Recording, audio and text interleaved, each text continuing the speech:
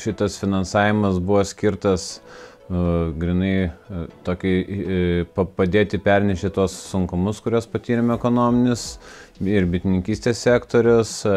Tai vis kadangi tas tokia yra sezoninė visiems kaip ir daugelį žemės ūkio šakų, tai iš pavasario laik būna tie sunkesni finansiniai startiniai metai, kai trūksta jau šiek tiek apyvartinių lėšų, tai šita paskola labai padėjo, kad įžengti į naują sezoną, tai tiek transporto kaštų padengti, kaip kuro įsigijimui, taip pat pasiruošti iki kol dar bus gautas derlius ir tikėtinas pelnas piniginis, tai pasiruošti įsigyti maistą bitėms pamaitinimui prieš žiemą.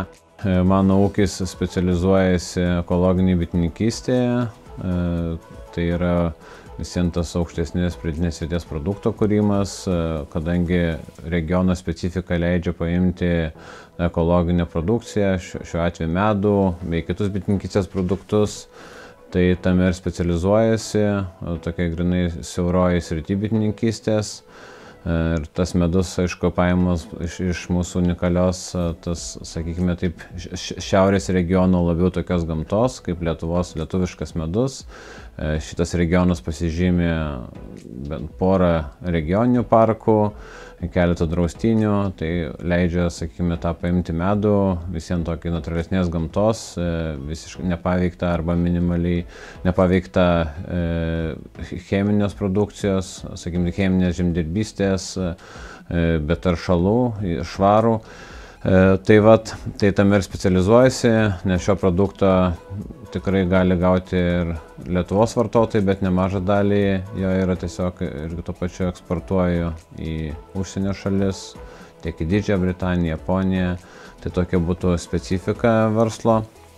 Ir aišku, pagrindinis yra, kad tas derliaus pardavimas vyksta kaip žemės ūkyje, tai yra rudenį. Tai tas visą laiką lėšų tas pasiskirstimas metų eigoje, tai yra išlaidas darimos, kaip sakant, beveik visus metus, o pajamos gaunamos jau labai sezoniškai, grinai po derliaus namimo rudenį.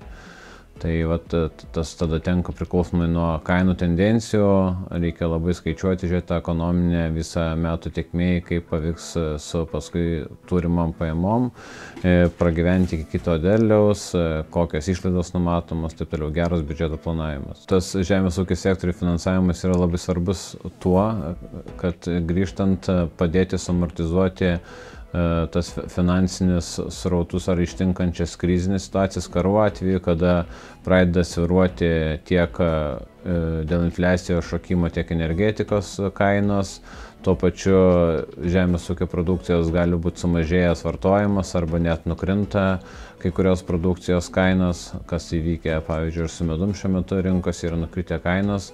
Tai ūkininkams su savo tokia specifika labai sudėtinga būtų be papildomų tokių paramų susiamortizuoti tuos tikėtinus praradimus arba susiamortizuoti tam tikrą laikotarpį be apyvartinių lėšų, kas paskui neleistų susitelkti gerai į sekančius metus, kad gauti tikėtinai maksimalų derlių ir galima būtų nesustoti vietoje, o judėti į ateitį.